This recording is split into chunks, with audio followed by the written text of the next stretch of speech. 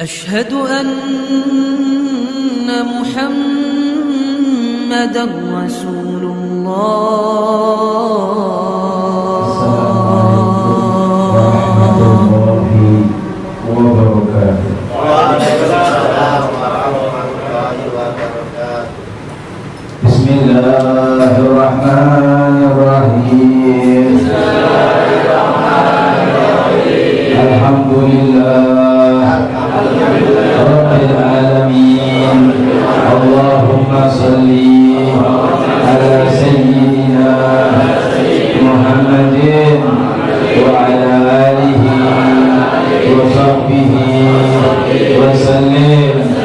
نويت تعلم والتعليم والتذكر والتذكير والنفع والانتفاع والإفادة والاستفادة والحث على التمسك بكتاب الله وسنة رسول الله صلى الله عليه وسلم، والدعاء إلى الهدى والدلالة على الخير ابتغاء وجه الله ومرضاته وقربه وثوابه سبحانه وتعالى. سبحان الله والحمد لله ولا إله إلا الله والله أكبر ولا حول ولا قوة إلا بالله العلي العظيم. عدد كل حرف كتب ويكتب إلى عابد عابدين ودهر الداهرين. سبحانك لا علم لنا إلا ما علمتنا إنك أنت العليم الحكيم. اللهم آمنا بالعلم وزينا بالحلم وأكرمنا بالدين وجمعنا بالعافية وارزقنا فهم النبي وحفظ المرسلين وعلم الملائكة المقربين. اللهم افتح علينا فضل العارفين بالحكمة واجعل علينا منها رحمة وذكرنا مع نسينا يا ذا الجلال والإكرام. اللهم أخرجنا من ظلمات الوهم وأكرمنا بنور الفهم وافتح علينا بمعرفة العلم وحسن أخلاقنا بالعلم وسهل لنا أبواب فضلك واجعل علينا من خزائن رحمتك يا أرحم الراحمين. اللهم إنا قد استودعك ما علمتني فارزقه إلي عند حاجتي وتسني يا رب العالمين.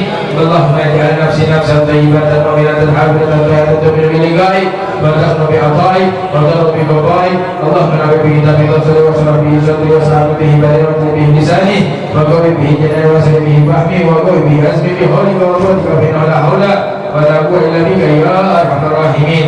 وصلى الله على سيدنا محمد النبي الأمي وعلى آله وصحبه وسلم والحمد لله رب العالمين. بسر الفاتحة.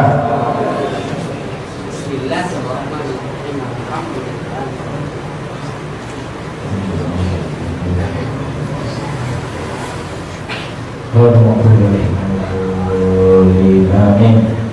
Kita lanjutkan kembali kajian kitab fikih di dalam Ar-Risalah Al-Jami'ah yang dirangkum oleh Al-Habib Al-Imam Al-Lama Ahmad bin Zaid Al-Habsyi sampai di dalam kalimat beliau, qala Rasulullah sallallahu alaihi wasallam, talabul ilmi fariidatun ala kulli muslimin. Rasul sallallahu alaihi wasallam bersabda, mencari ilmu hukumnya wajib terhadap setiap muslim. Ini hadis sudah masyhur.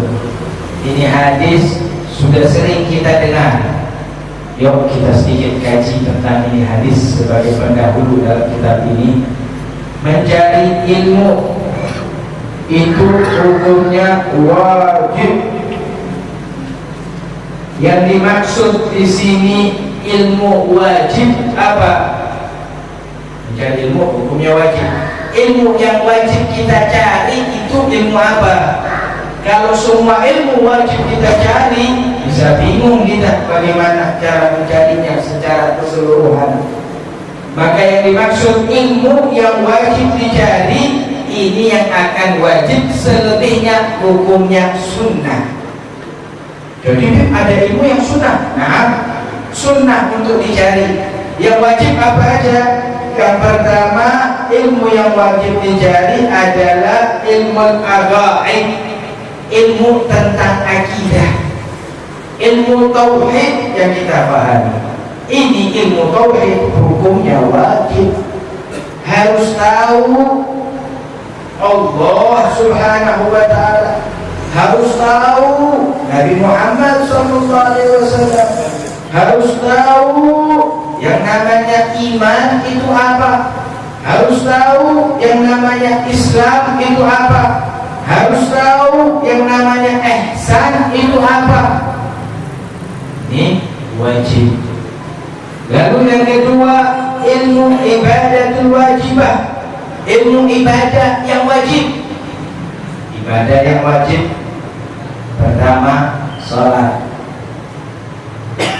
Maka kita harus tahu ilmunya sholat.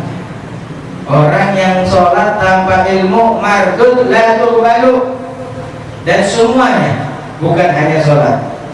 Dalam kitab disebutkan wa kullu man bighairi ilmi ya'malu a'maluhu marhudatun la tuqbalu. Dan semua orang yang beramal tanpa diasaskan ilmu mardud la tuqbalu, ditolak, nggak diterima. Kalau ditolak doang entar diterima kan namanya ditunda itu. Tapi kalau ditolak nggak diterima, ini namanya dimuntahkan, benar-benar tidak ada penerimaan. Apa ini? Ilmu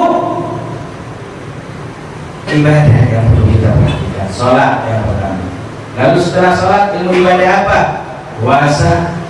Setelah puasa ilmu ibadah apa? Zakat. Setelah zakat ibadah apa lagi? Haji. Ini 4 tentang hukum-hukum ibadat wajib untuk diketahui. Mulai dari tahu sholat itu syaratnya apa aja. Sholat itu syaratnya harus suci di antara 2 hadas. Harus tahu ilmu hadas berarti. Hadas kecil, hadas besar. Harus tahu apa itu hadas kecil, apa itu hadas besar. Sholat harus suci terhadap najis. Harus tahu apa itu najis. Makanya betul Nabi Muhammad sallallahu alaihi wa ala alihi wa sahbihi wasallam bersabda, kam min musallin laisa lahu min salati illa ta'ab. Berapa banyak orang yang sholat enggak dapat apa-apa dari sholatnya kecuali capek. Tidak diam, rukuk, tidak, enggak dapat apa-apa. Kenapa dia enggak dapat apa-apa? Dia enggak tahu ilmunya sholat. Insyaallah kita akan pelajari semuanya. Amin ya rabbal. Lalu yang kedua, ilmu muamalat. Ilmu muamalat yang wajib. Pamannya sekarang ilmu muamalat. Ilmu muamalat kalau kita bisa pahami dengan sederhana itu bermasyarakat. Ilmu bermasyarakat itu harus ada. Mulai dari ilmu bermasyarakat dalam transaksi jual beli, harus tahu hukum jual beli. Ilmu bermasyarakat dalam masalah warasa, warisan, ini paling penting. Ilmu muamalat dalam masalah bermasyarakat apa? Nikah. Harus tahu ilmu nikah. Jangan main nikah-nikah aja tanpa ilmu, ntar kayak ayam. Ayam kan main nikah-nikah aja walaupun nggak punya ilmu. Manusia beda. Kalau mau nikah ya harus punya ilmu. Apalagi Habib, ilmu tentang muamalah banyak. Ilmu dain, ilmu takwil, ilmu al-dhamin, ilmu gadai menggadai. Ini semuanya masuk dalam ilmu muamalat yang wajib diketahui bagi siapa yang akan melakukannya. Ente mau nikah, wajib tahu ilmunya nikah. Mau jual beli, harus tahu ilmunya jual beli. Mau gadai menggadai, harus tahu ilmunya gadai menggadai. Mau bekerja secara bekerja sama, syirkah, harus tahu ilmunya bekerja sama. Ini ilmu wajibat. Dan yang terakhir, tarkul mulhiyat. Ilmu untuk meninggalkan perkara yang dilarang oleh Allah. Ini juga harus tahu. saya terlambat tahu ilmu perkara yang dilarang oleh Allah, apakah dimaafkan? Ya, kan kadang-kadang begitu kalau kita sudah belajar ilmu yang dilarang oleh Allah, entar muncul pemahaman, saya baru tahu, sebelumnya saya nggak tahu. Ditanya siapa yang baru tahu? Oh, saya baru tahu kalau bobol ATM itu haram. Pertama ya. Terus gimana? Apakah saya dimaafkan? Al-jahil fil Islam, orang yang mahdzur dalam Islam, orang yang dianggap tidak punya pengetahuan dalam Islam, itu ada dua. Yang pertama apa? Yang pertama orang yang baru masuk Islam. Orang yang pertama yang baru masuk dimaafin. Yang kedua, hidupnya jauh dari ulama. Hidupnya jauh dari ulama. Jadi kalau dibilang orang Tegalwangi minta maaf bobolin ATM, wah tetap dosa. Kenapa? Pirang-pirang ulama di Tegalwangi. Betul ya? Oh. Hah? Betul. Berapa banyak ulamanya Tegalwangi, maka dalil tidak tahu hukum tertolak untuk desa Tegalwangi. Pun juga desa-desa yang lainnya, yang dimana jikalau desa tersebut ada ulama. Nah, lalu disebutkan talabul ilmi fardhah, mencari ilmu itu wajib. Ilmu wajib sudah kita tahu apa yang harus kita cari. Lalu disebutkan oleh Rasulullah, ala kulli muslim, terhadap setiap muslim. Ini muslim masuk yashmilu adzakar wal untha. Ini yang dimaksud muslim dalam makna hadis Nabi Muhammad sallallahu alaihi wasallam adalah laki-laki dan perempuan. Perempuan juga harus tahu ilmunya. Oh, ada ibu ternyata. Perempuan juga harus tahu ilmunya. Tidak boleh perempuan main dagang-dagang jualan aja tidak tahu ilmunya berdagang. Tidak boleh perempuan main nikah aja nggak tahu ilmunya nikah. Udah kebelet ya, udah ya, nggak mau kebelet. Setelah itu wajib untuk tahu. Semisal saya terlambat, saya menikah ini tanpa tahu ilmunya nikah, terus kalimat itu terlambat. Tidak, cepat-cepat belajar, cepat-cepat cari tahu tentang ilmu nikah. Takut nanti melakukan perkara yang tidak mengkokohkan pernikahan, yang bisa membatalkan pernikahan. Wa na'udzubillahi min. Zaman sekarang ini laki-laki nahan emosi susah. Kalau nyebut kalimat pisah seenaknya. Saya ingat dulu ketika saya pengantin baru di Tegal. Setelah hari pertama, beberapa 1 atau 2 hari berikutnya, saya diajak sama keluarga istri untuk keliling keluarga mereka. Salah satu keluarga mereka menziarahi Al-Habib Abdullah. Habib Abdullah ini adalah saudara Habib Hasan ketiga. Habib Abdullah ini ammi paman daripada Habib Qasim ketiga. Kebetulan beliau ulama, kebetulan beliau guru besar Tegal. Beliau gurunya para habaib Tegal, gurunya Habib Thohir Al-Ghab, gurunya semuanya. Hampir semua habaib belajar kepada beliau, dan beliau mengajar di Al-Syekhiyah. Ketika silaturahmi ke beliau, kami dengarkan beliau sedikit tentang riwayat hidup beliau, bahwasanya beliau mengetahui hukum syariat Islam melalui ilmu fikih 4 mazhab. Jadi beliau tahu 4 mazhab. Kalau kita ini tahu 1 mazhab, beliau tahu 4. Nasihat beliau cuma 1 buat saya. Beliau mengatakan jangan gampangkan menyebut kalimat firaq. Jangan gampang lisanmu mengucapkan kalimat talak. Jangan gampang lisanmu mengucapkan kalimat cerai. Istrimu marah kepadamu, bagaimana? Silahkan. Engkau marah kepada istrimu, bagaimana? Silahkan. Namun jangan sembarangan mengucapkan kalimat cerai. Ketika beliau nasihatin waktu itu, saya terima dengan baik. Cuman masih pertanyaan, emang ada cerai digampangkan? Ternyata sekarang saya temukan, bahkan beberapa tahun yang lalu sudah saya temukan, suami kalau ngucapin kalimat cerai gampang benar. Udah lu bubar, pisah, bubar sama tempe, lu kembali kepada orang tua. Ini bahaya kalimat seperti itu. Ini juga perlu dipelajari. Maka dari itu perlu penting kiranya mengetahui semua hukum-hukum syariat Allah yang hendak kita lakukan. Lalu lanjutan kitab ini, waqala sallallahu alaihi wasallam, Rasulullah sallallahu alaihi wasallam bersabda, man salaka tariqan yaltamisu fiha ilman sahalallahu bihi tariqan ilal jannah. Rasul bersabda, barang siapa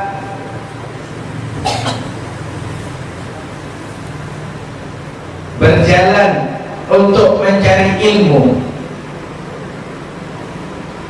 maka Allah akan mempermudah baginya menuju surga.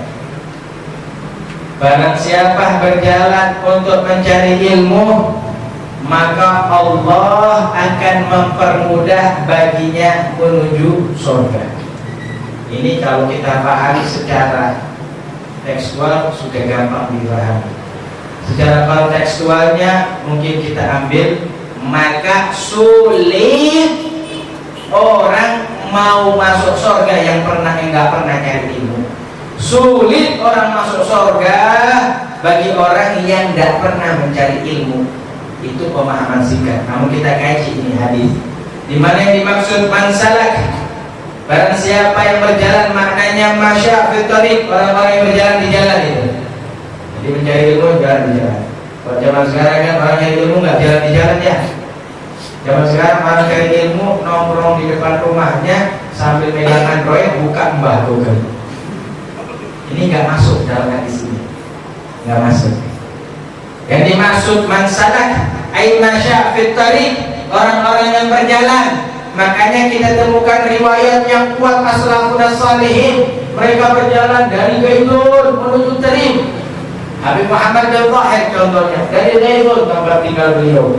Atau di antara contoh yang lain lagi, Habib Abdullah bin Husain bin Zahir dari kota Masyileh menuju Tarim, kota yang jauh. Atau dari seorang Tarim menuju kota Seul, atau dari Inak menuju Tarim, atau sekarang yang kita temui dari Pekiringan menuju Tegalwangi, ya, dari Tembok ke Tegalwangi. Nah, ini masuk nih dalam hadis ini. Ya, dari mana lagi? Dari Kalisoka, masya Allah, menuju Tegalwangi. Ini masuk mansalak, orang masya fit thariq, orang yang berjalan di jalan. Yang tabisu, yang dimaksud yaltamisu ayat lubu, mencari. Jadi bukan hanya orang yang jalan aja, tapi mencari ilmunya. Hadir kepada para ulama yang ahli ilmu, hadir kepada majlis-majlis yang dikaji ilmu. Sahalallahu bihi tariqan ilal jannah, maka Allah akan mempermudah baginya jalan menuju surga. Maksudnya apa? Ai wafaqahullahu fid dunya li amali ahli jannah. Maksudnya orang yang berjalan di jalan untuk mencari ilmu, Allah akan mentakdirkan baginya perbuatan di alam dunia yang akan membawa mereka menuju surganya Allah. Dalam ucapan yang lain, Allah akan menetapkan perbuatan mereka di dunia perbuatan penduduk surga. Tingkah lakunya tingkah laku penduduk surga. Sekarang kan kita lihat yang megang tasbih, ya pernah hadir majelis. Yang hormatin orang tua, ya yang pernah hadir majelis. Hormat orang tua itu penduduk surga kan. Yang pakai busana, akhlak, adab, pakai busana tidak memancing lawan jenis untuk syahwat, ya majelis aja. Coba tanya orang-orang yang tidak istiqomah. Kalau hanya sekali-sekali, ya bisa jadi ada berkah majelisnya. Namun syaitan lebih senang untuk menggoda orang yang pernah hadir hanya sekali aja. Tapi mereka yang istiqamah di majelis, yang tetap terus berkesinambungan sampai dia wafat, jangan sekali-sekali pernah beranikan diri suudzon sama mereka. Bahkan cari tahu semua orang-orang yang pakaiannya nggak pakai akhlak, tingkah lakunya nggak pakai akhlak, tanya istiqomah nggak di majelis, tolak. Jawabannya bahkan ada, majelis itu apa? silahkan nanya majelis itu apa. Wa na'udzubillahi min dzalik. Mudah-mudahan kita masuk dalam golongan hadis ini ya Allah. Amin. Wa ba'du, dan ba'd. Kadang-kadang dalam kitab itu wa ba'du, atau di dalam ceramah biasa para ulama Rasulullah ala sayyidina Muhammadin wa ala alihi wasallam amma ba'd. Apa sih maknanya ba'd? Baik dalam ceramah ataukah di dalam kitab, yang dimaksud wa ba'du itu kalimatun yu'tabiha lil intiqal min uslub ila uslubil akhar. Yang dimaksud wa ba'du itu adalah pemisah untuk pindahnya satu pembahasan kepada pembahasan yang satunya. Jadi amma ba'd, oh ini mau pembahasan baru nih berarti. Ini mau pembahasan baru. Kalau dalam kitab, begitu juga dalam ceramah amma ba'd, oh tadi pembukaan, ini pembahasan sudah sekarang. Nah, itu yang dimaksud. Wa hadhihi masailul mukhtasara. Ini kitab yang ringan, mukhtasar, ringkas katanya Habib Ahmad. Apa sih ringkas? Kadang-kadang orang bertanya. Yang dimaksud dengan ringkas itu apa? Ulama menyebutkan ringkas ma ghalla lafzuhu wa kathura maknahu. Yang dimaksud dengan ringkas itu apa yang lafadznya sedikit tapi maknanya banyak. Itu ringkas. Ringkas apa? Oh, ucapannya sedikit tapi dalam. Apa ringkas? Lafadznya sedikit, maknanya yang banyak. Ini adalah kitab yang ringkas. Min ba'di kutubil Imam Hujjatul Islam Al-Ghazali. Ini adalah sebagian daripada kitab-kitab Imam Al-Ghazali ghaliban. Jadi sebagian besar dalam kitab ini mengambil dari ucapan Imam Al-Ghazali. Al-Habib Ahmad bin Jalal Al-Habsyi mengukir kembali dalam tintanya daripada nasihat-nasihat Imam Al-Ghazali. Siapa Imam Al-Ghazali? Imam Al-Ghazali panggilannya Abu Hamid. Beliau punya anak namanya Hamid. Beliau sendiri bernama Muhammad bin Ahmad Al-Ghazali. Ini juga membantah, oh mau boleh kasih nama ayahnya? Itu siapa? Boleh. Cuma kalau ada nama yang lain silahkan. Juga jangan disepelekan. Kenapa para ulama kalau menyebutkan namanya Imam Al-Ghazali selalu menyebutkan Muhammad bin Ahmad Al-Ghazali? Ada cerita. Kita pernah dengar cerita dari guru kuliah kita, Abi Umar bin Salim bin Habib.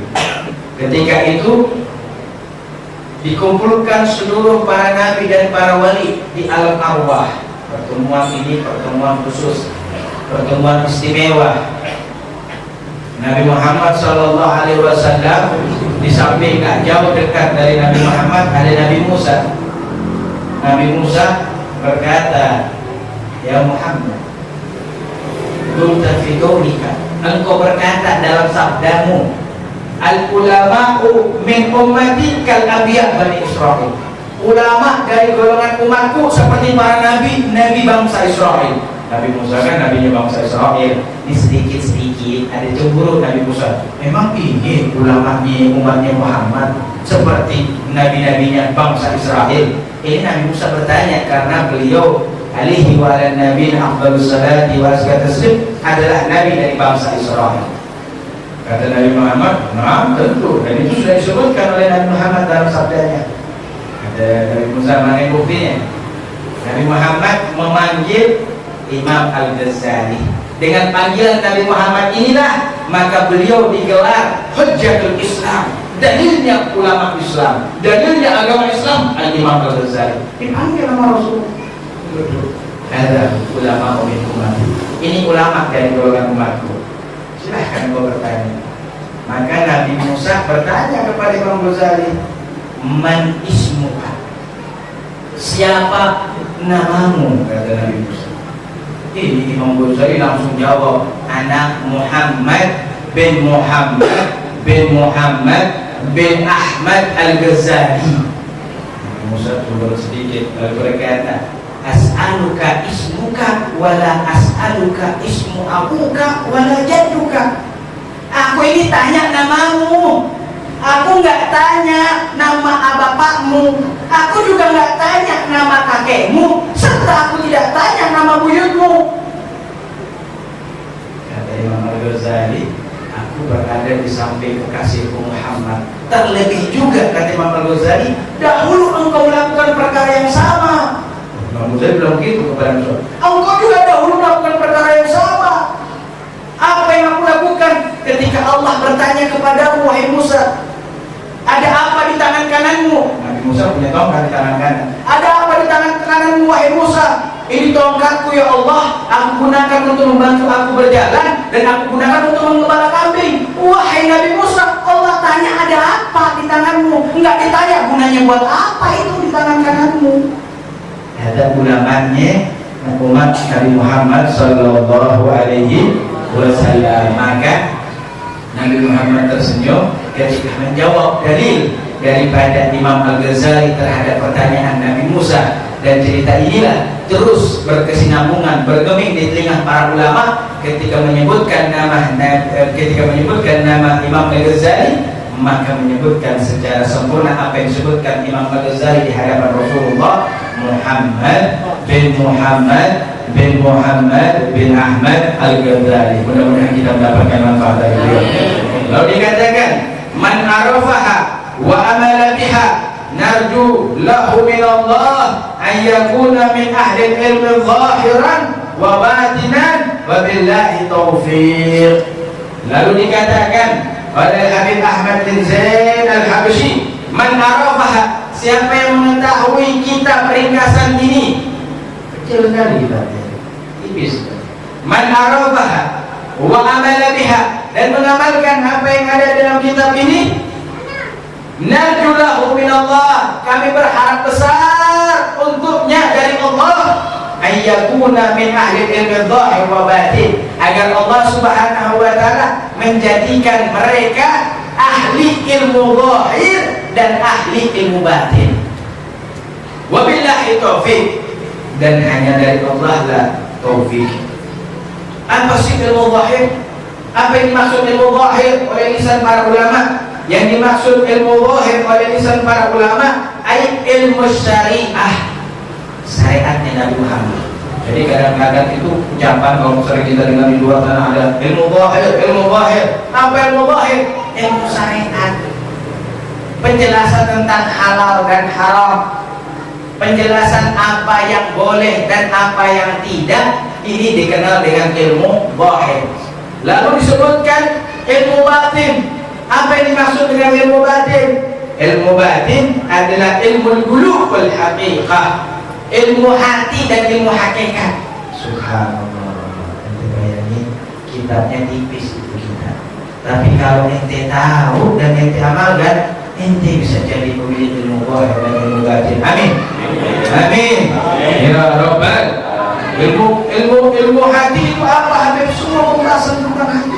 Ilmu hakikat itu apa? Semua pembahasan tentang hakikat. Hakikatnya manusia apa? Hakikatnya binatang apa? Hakikatnya dosa itu apa?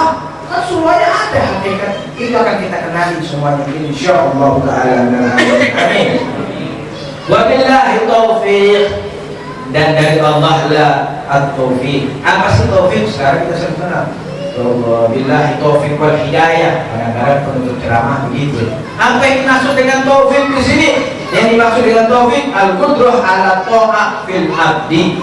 Taufik adalah kekuatan untuk taat kepada Allah. Itu taufik. Makanya suka kita minta, ya Allah berikan taufikmu. Maknanya apa? Ya Allah berikan kekuatan kepada kami untuk taat kepadamu. Karena emang zaman sekarang banyaknya orang khazlan. Balikannya taufik itu adalah khazlan. Apa khazlan? Al-qudrah ala maksiyati fil abad. Khazlan adalah kekuatan untuk bermaksiat kepada Allah.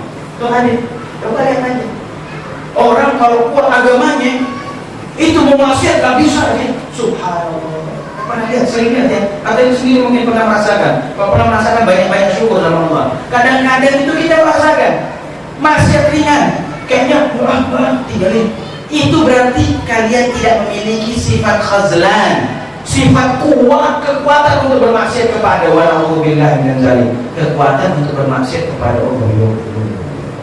Jadi kita minta taufik kepada Allah, kekuatan untuk taat kepada Allah Subhanahu wa ta'ala. Amin ya rabbal alamin. Mudah-mudahan bisa dipahami dengan baik dan mudah-mudahan memberikan manfaat dengan baik. Amin ya rabbal alamin.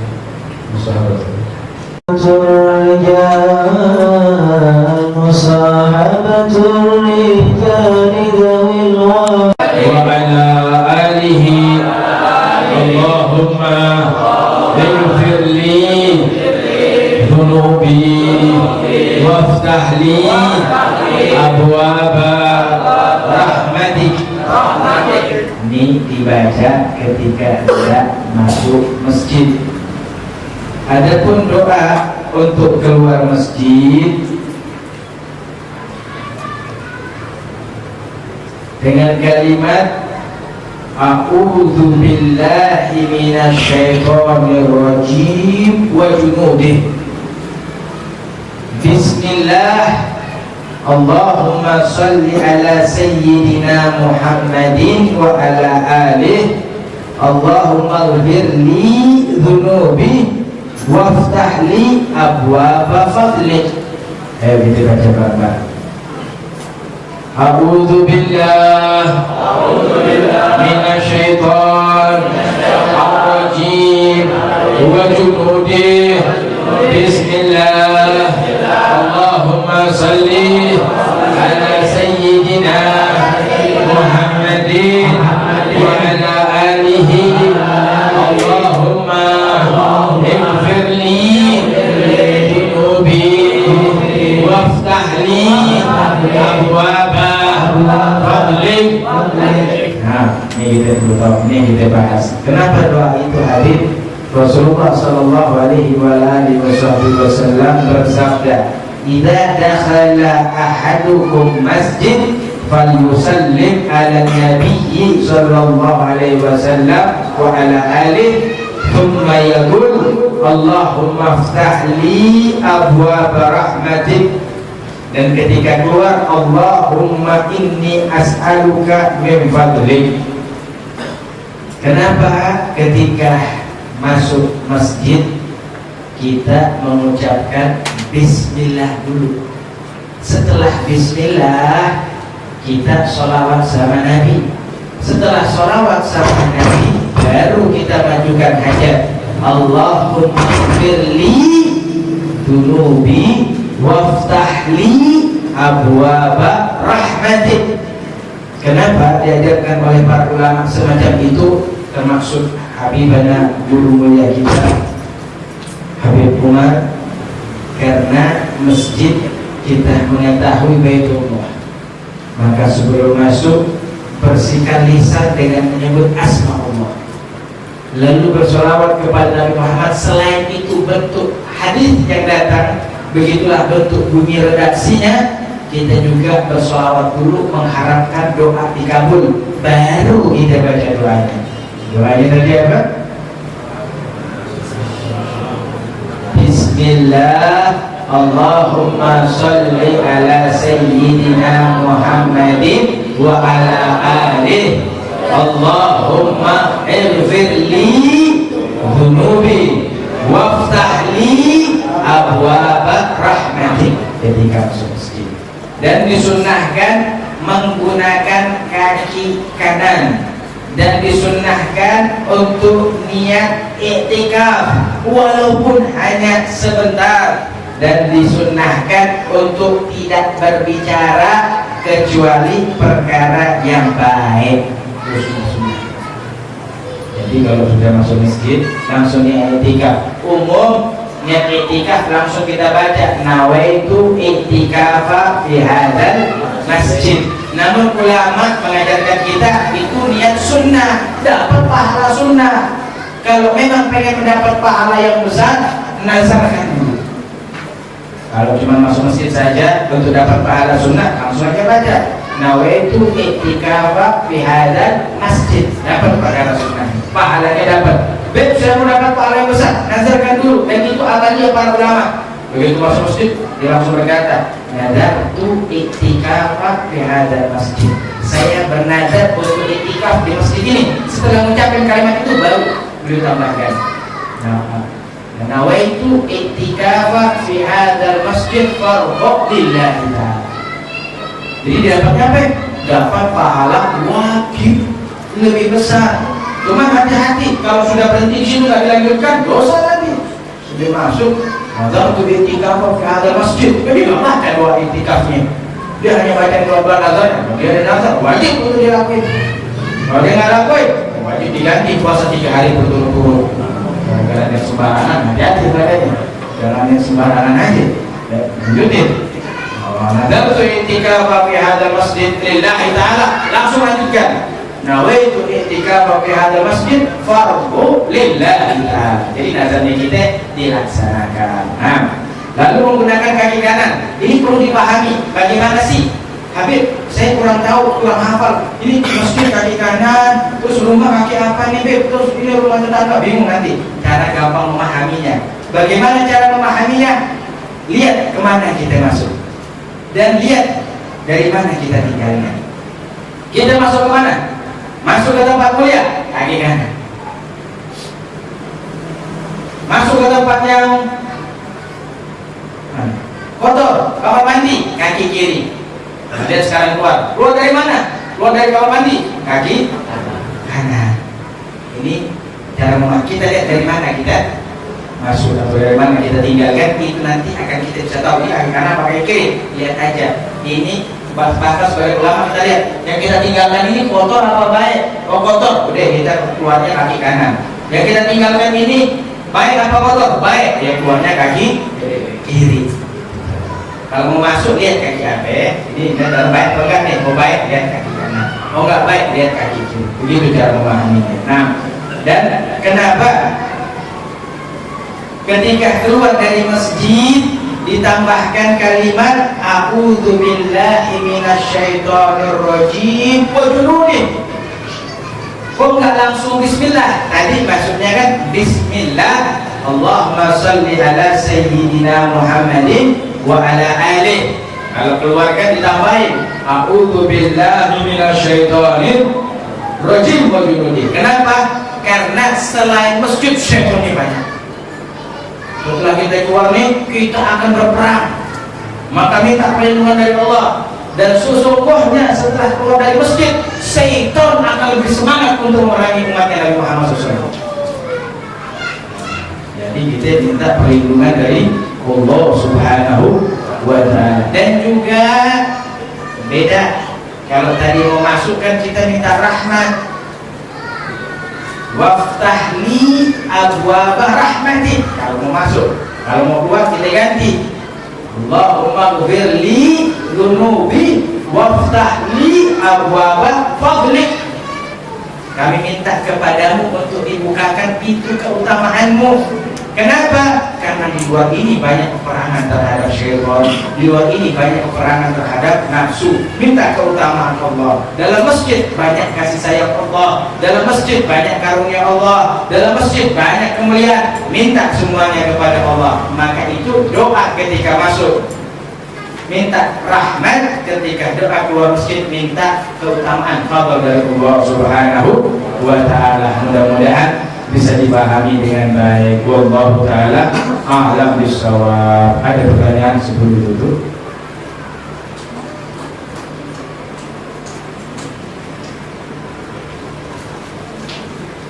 Nah, kalau ada pertanyaan, ini ada pertanyaan dari muslimat. Jika seorang anak perempuan sudah berniat untuk tidak menikah karena sesuatu hal, apakah orang tua ikut berdosa sedangkan orang tua sudah meminta? Meminta apa nih? Nah, menyuruh ya.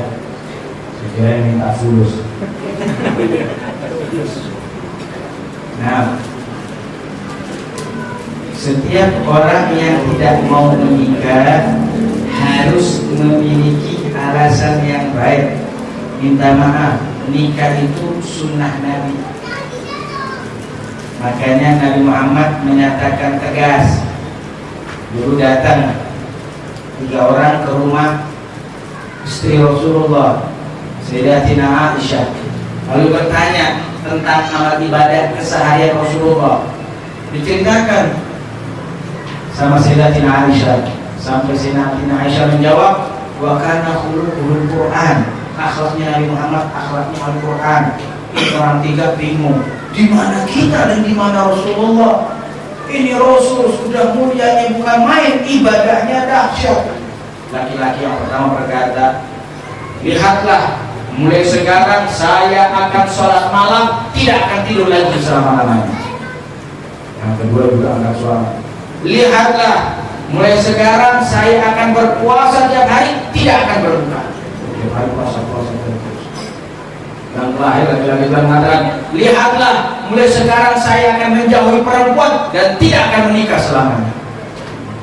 Mungkin orang setelah bertanya kan pengen derajatnya juga tinggi setelah tahu derajatnya Rasulullah. Jawaban Rasulullah setelah dia ngomong begitu, Rasulullah datang. Ternyata omongan mereka bertiga Rasulullah dengar. Antum alladzi qulta hada, kalian yang berkata tidak mau tidur, pokoknya sholat tiap malam. Yang satu berkata tidak mau berbuka, puasa tiap hari. Yang satunya berkata menjauhi wanita, tidak akan menikah selamanya. Rasulullah berkata, wallahi inni la akhsyakum lillah wa atqakum lah, walakinni asumu wa uftir wa argu wa usalli wa arqud wa atazawwaju nisa, faman ragiba an sunnati falaysa minni. Wallahi, demi Allah, inilah akhsyakum lillah, aku ini orang yang paling takut kepada Allah di antara kalian, wa atqakum lah, dan aku orang yang paling bertakwa kepada Allah di antara kalian. Walakinni, akan tetapi aku asumu wa uftir, aku berpuasa dan juga aku berbuka. Usolli wa arqud, aku sholat di malam hari dan juga aku tidur.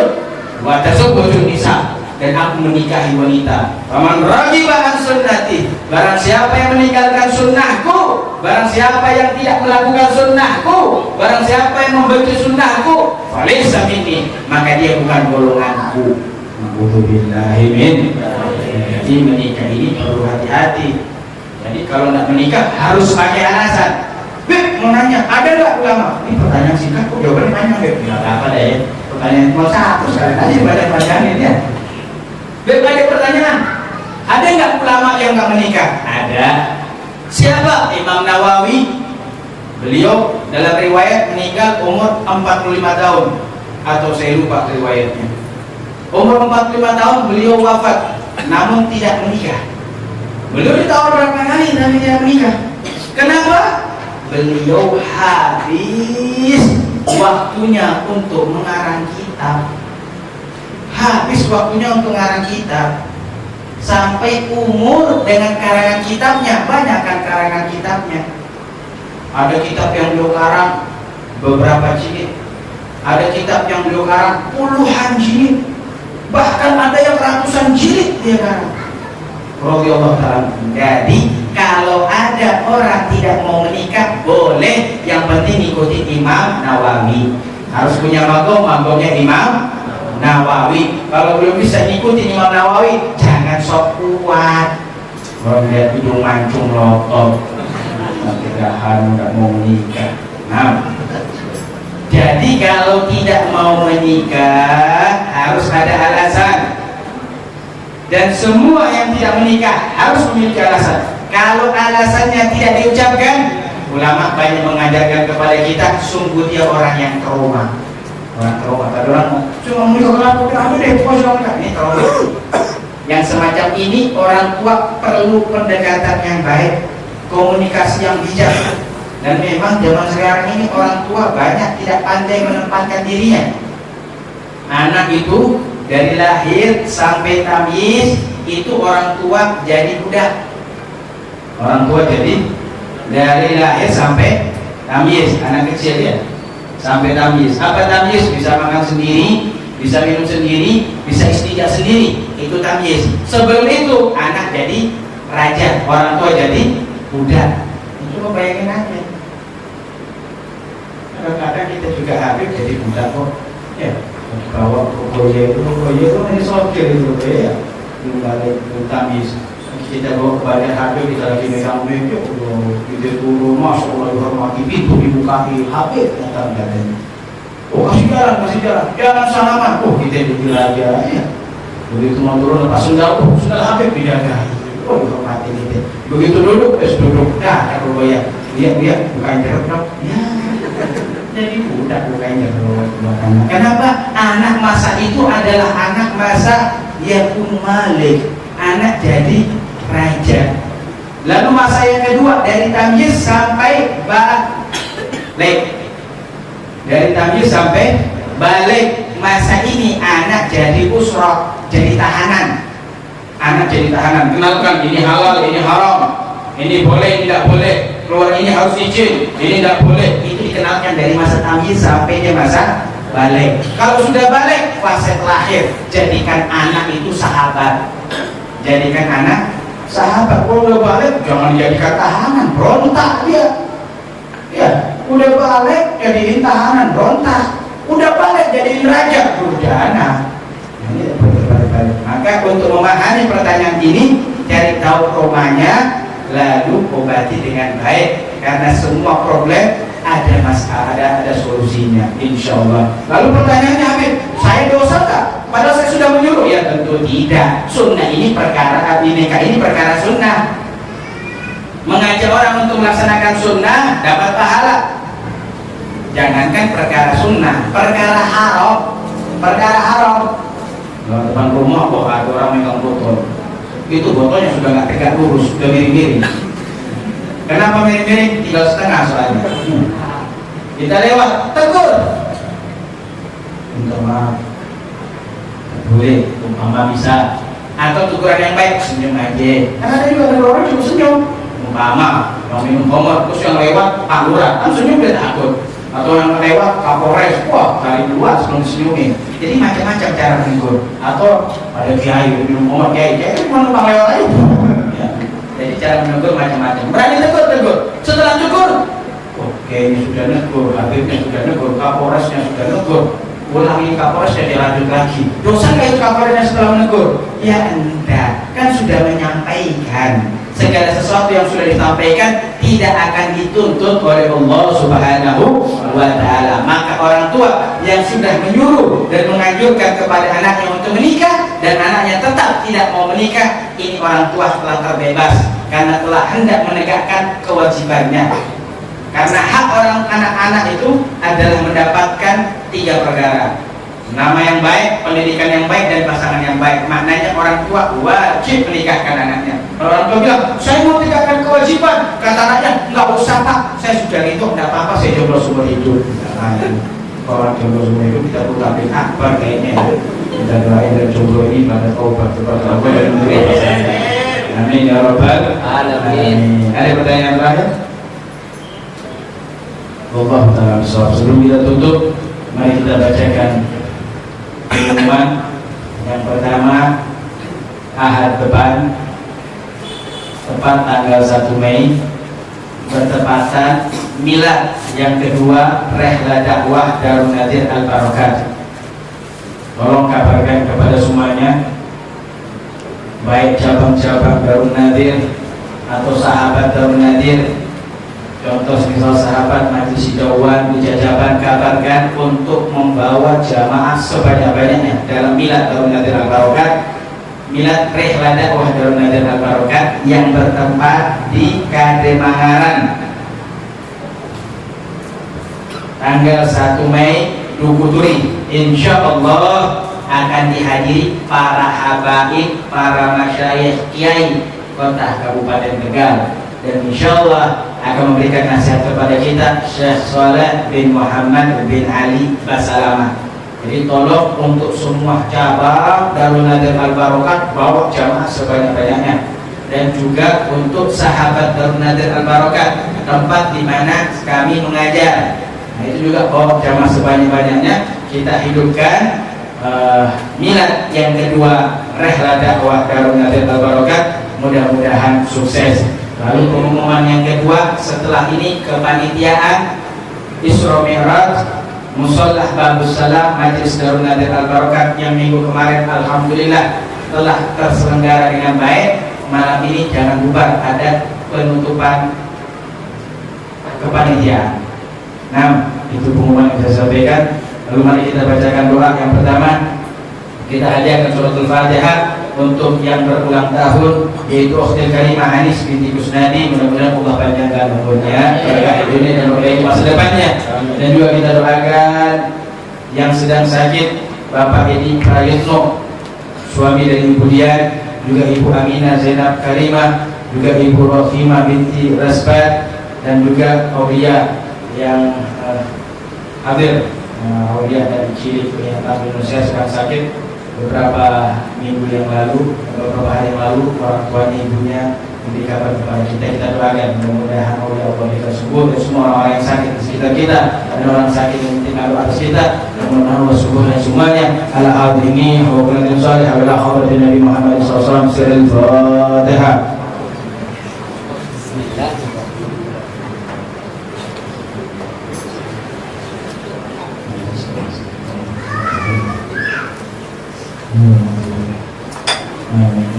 Al-Fatihah yang kedua kita hadiahkan buat orang tua kita.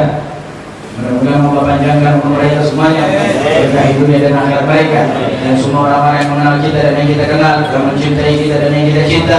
Mudah-mudahan Allah panjangkan umur mereka, dan untuk orang tua kita yang telah wafat, ya Allah, jadikan kuburan mereka sama di antara surga. Mudah-mudahan semua ahli kubur kita Allah jadikan keberkahan majlis ini, mendapatkan nikmat di alam kubur mereka. Dan kita khususkan kepada Ibu Zaitun binti Sargat, nenek daripada Akhil Karim Bayu, yang pada hari ini bertepatan haul yang ke-12-nya. Mudah-mudahan Allah Subhanahu wa taala berikan nikmat di alam kuburnya, berikan kenyamanan, kedamaian, kebahagiaan di alam kuburnya, dan dibebaskan segala fitnah dan adab kubur. Ala hadhihi niyyah wa kullatin salihah min tamdudul akhirah kamilah syamilah ila hadratin Nabi Muhammad sallallahu alaihi wasallam. Bismillahil Fatihah.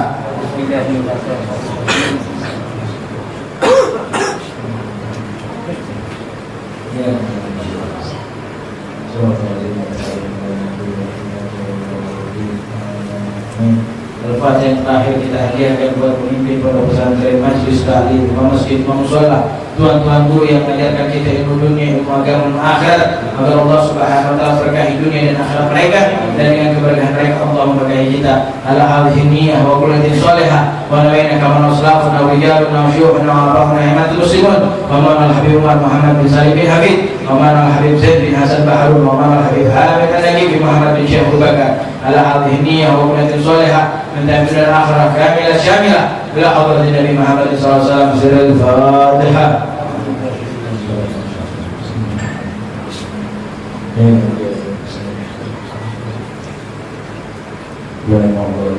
اللهم بحق الفاتحة ومنزلة الفاتحة وسر الفاتحة ونور الفاتحة أن تغفرنا من كل خير، وأن تجعلنا من أهل الخير، وأن تعاملنا معاملة أهل الخير، واختم أمورنا في خير ويكفي عافية، وآخر دعوانا الحمد لله رب العالمين. يا أرحم